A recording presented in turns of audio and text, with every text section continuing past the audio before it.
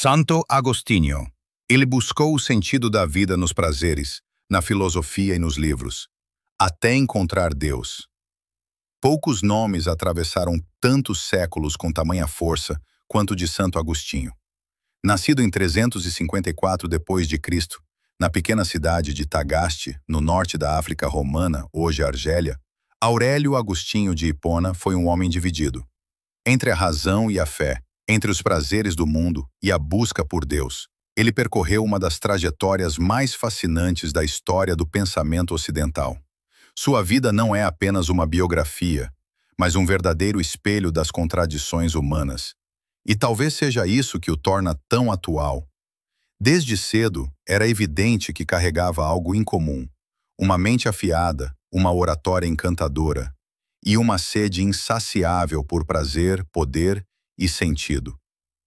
Mas esse brilho natural logo se misturaria às sombras profundas, porque Agostinho não foi um jovem comum. Ele se afundou no pecado com a mesma intensidade com que mais tarde se entregaria a Deus. Essa é a história de um homem que passou pelas trevas da carne, da vaidade e do orgulho, antes de encontrar a luz da graça.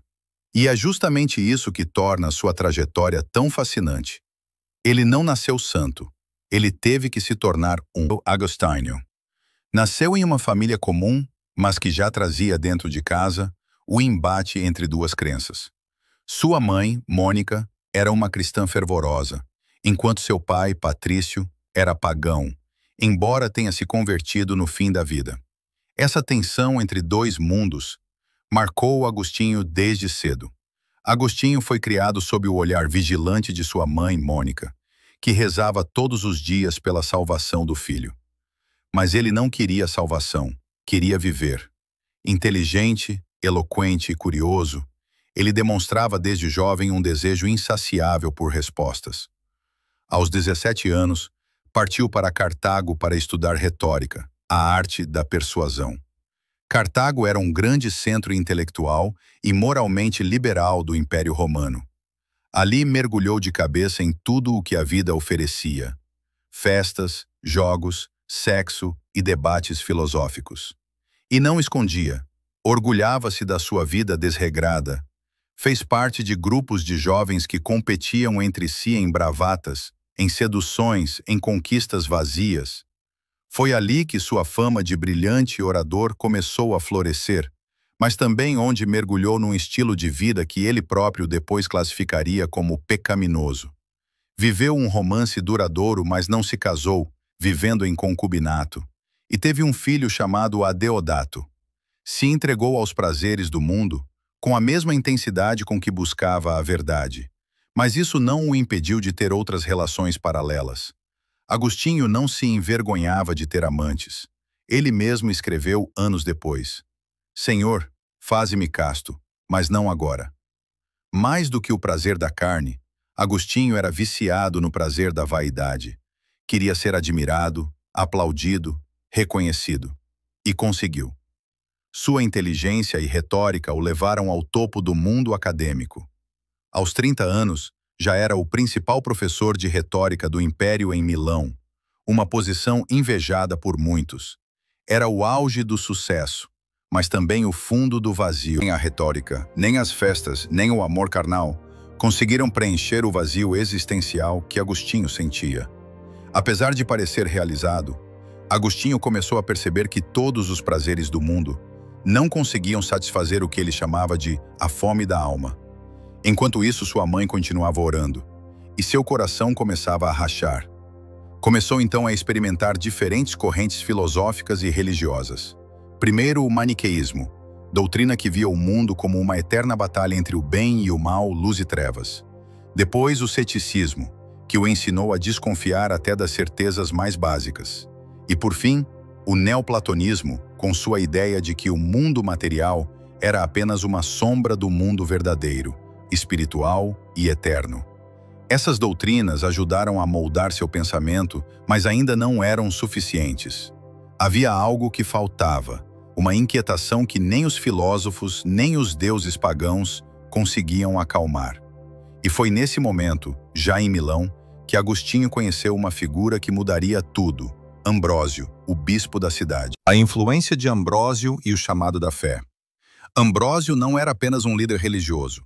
Era um intelectual respeitado, um homem culto que sabia dialogar com a razão. Para Agostinho, isso foi crucial.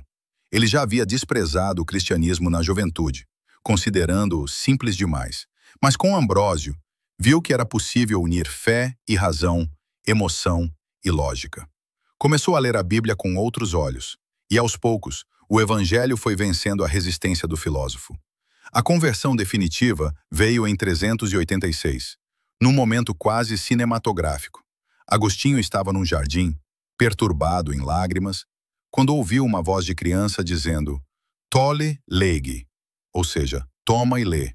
Interpretando isso como um sinal divino, pegou uma Bíblia, abriu-a aleatoriamente e se deparou com o trecho de Romanos capítulo 13.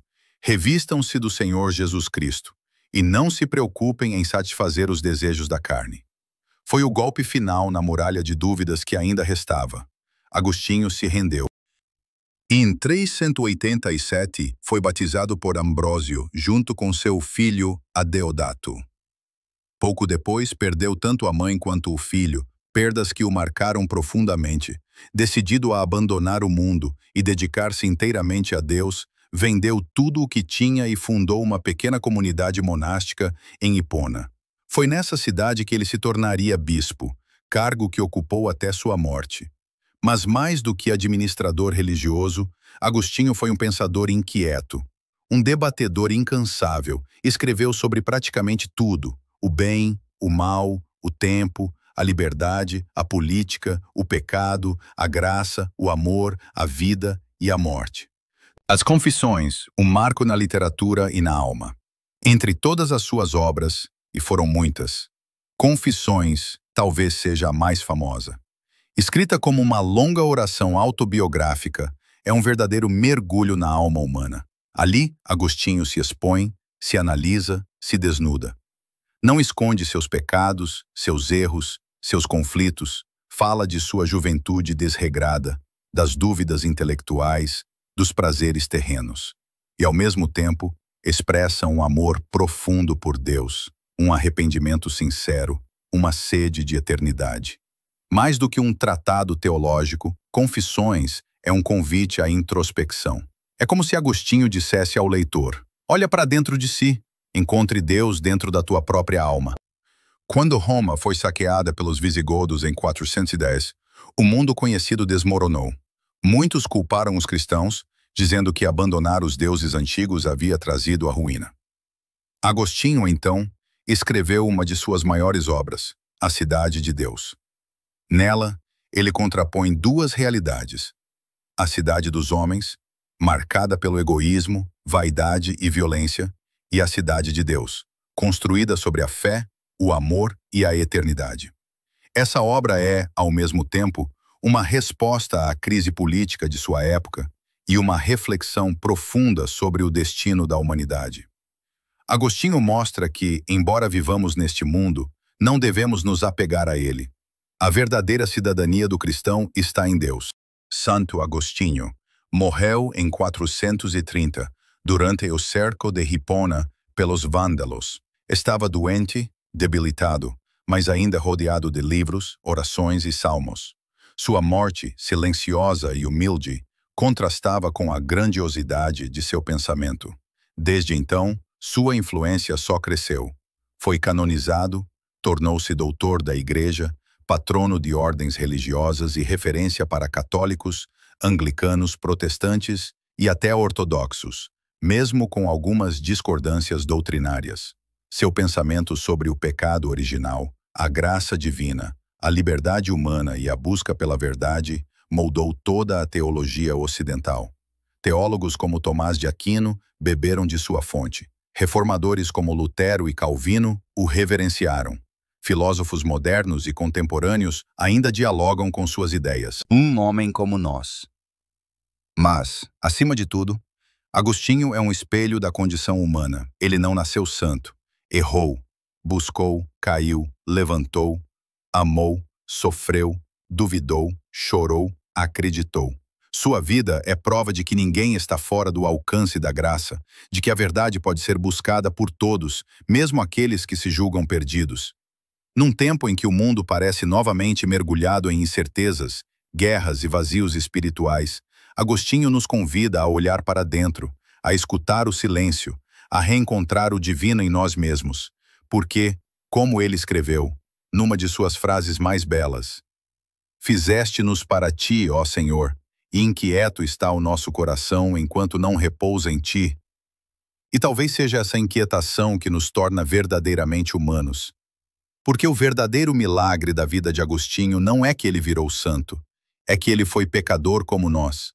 É que ele conheceu o fundo do poço, é que ele teve tudo, e ainda assim não tinha nada. Até encontrar aquele que preenche tudo.